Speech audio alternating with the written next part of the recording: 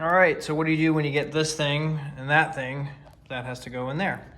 So first thing you're gonna wanna do is open up the door. This door is held on by magnets. Very easy.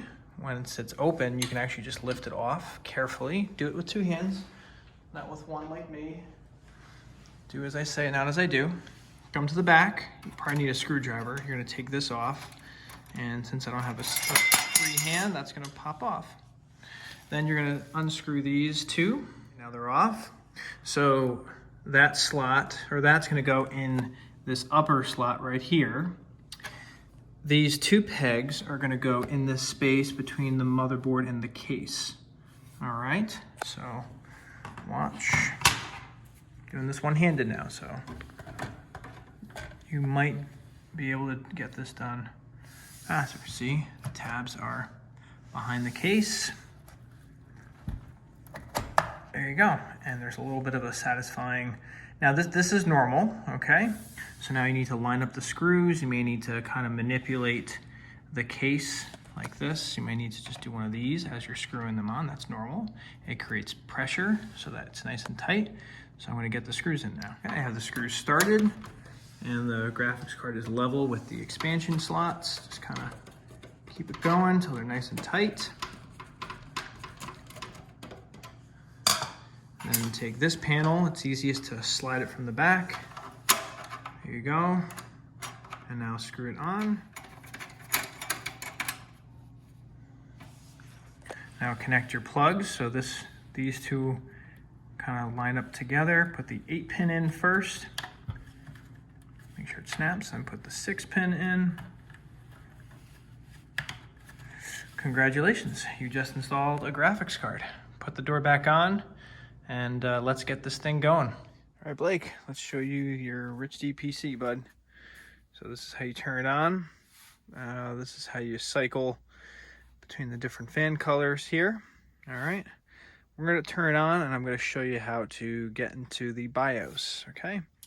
So when you first turn it on, come to your keyboard, and this is method number 1, and you're just gonna basically mash the delete button. And there you go. So now you're on BIOS. I'm going to show you around the BIOS now. All right, so this is your main BIOS page. This is showing you the BIOS version, and this is showing you that your RAM is running at the fastest 3600 speed, so that's good. The other thing is you can go to Advanced, AMD Overclocking, click Accept. You want to make sure that Precision Boost Overdrive is enabled. Okay, so that's done.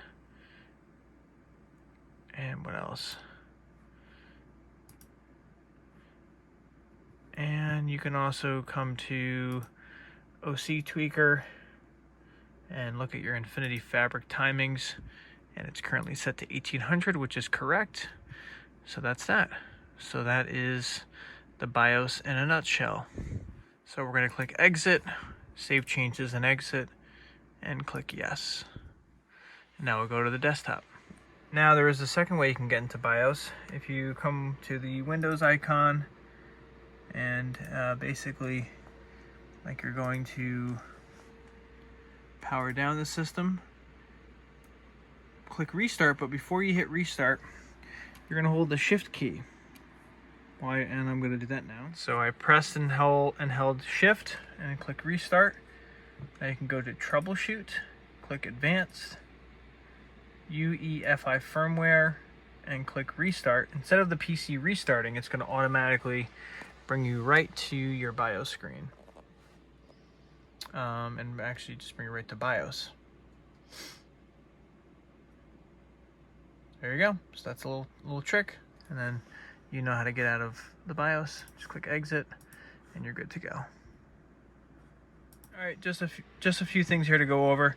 To control the motherboard lighting and the RAM lighting, click ASRock Polychrome, click Yes, and this is how right now I have it synced to control the RAM color and the graphics card color.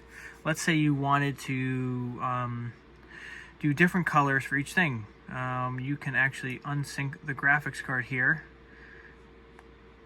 adjust your colors the way you want for the motherboard and the RAM, and then you can actually open up EVGA Precision X1.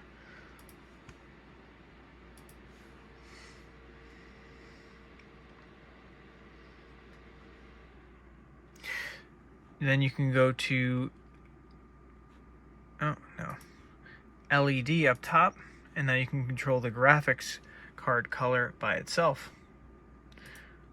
I'm going to go ahead and go back to ASRock and have it sync everything. If you want to see temperatures and performance while you're racing or gaming, click MSI Afterburner. Keep this window open and you'll see an overlay while you're actually racing. Let's talk about Crew Chief. You should definitely learn about Crew Chief. If you don't know about Crew Chief, go to YouTube and watch David Sampson. Just real quick, I have gone ahead and added Crew Chief. Click on him. He will go away. He's actually speaking in my ear, in my microphone, in my headphones. And I have it set to minimize once he turns on. So you can click him right here, right click him, and you can click restore, and then all of his settings will show up here. So I can say things, see it says trigger word, I could say Chief, and he's talking to me now. And I just can say, what time is it? And he's telling me what time it is.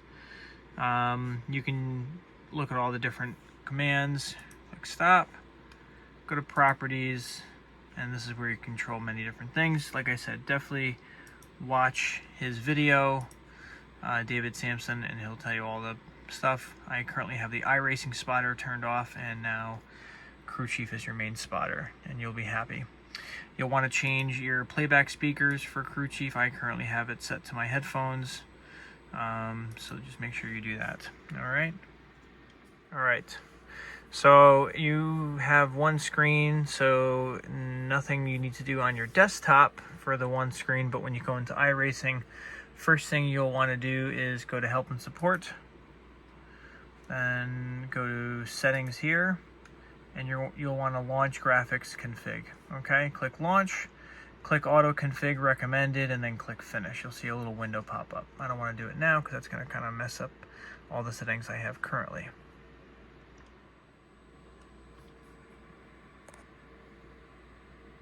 Now we have a session loaded. Options. You can change all your options here. Graphics. I have 3 screens. If you do the auto config, it'll go to 1. Make sure you change your field of view to whatever you like. If you're on one screen, you'll want this lower than 180. Sound settings. I currently have X Audio System default, so now the car sounds and everything else is going to play through my surround sound speakers. I also have my butt kicker hooked up to my surround sound, which I'll show you in a minute. I have the iRacing spotter disabled. I have the voice chat playback as my headphones. You probably know most of the stuff, so anyway, I just want to kind of go over the basics with you there. And we're on Lime Rock, pretty visually demanding track if you're on road. I mean, even in the pits we're in the 90s, so that's pretty impressive considering we have a 2070 Super and we're on triple 1440. So, and we're in the hundreds. Obviously it's lower when you're in a full session with cars, but yeah, this graphics card is very potent, all things considered. So I'm going to show you some other things now. I have put some of my own personal pictures on the desktop. I'm a big Porsche fan, so yeah. So there you go. You're going to have this image as your desktop. Feel free to delete them or keep them. That's fine. I also have some setups that I've acquired over my years of racing. Some of them may be good, some of them may be old. Not sure, but they're here if you want them. If you don't want them, discard them. Butt kicker. And sound. Let me show you how everything is set up for me. I've got my headphones plugged into one of the USB 3.0 ports. You have 2 3.0s here, and then a 2.0 here. And then this is how I have the butt kicker set up. So I have my 3 surround sound speakers. The butt kicker kind of piggybacks onto it. and then plugs directly into the bottom plane. So that's kind of how I have that set up. All right. Yeah, that's pretty much it for the sound. I think that's pretty much it for everything. Just keep your system up to date with Windows. You know, just come down here, click update, and click check for updates. There you go. So everything's up to date. There's a newer preview for new Windows, but that's fine. It's an optional thing. So that's it.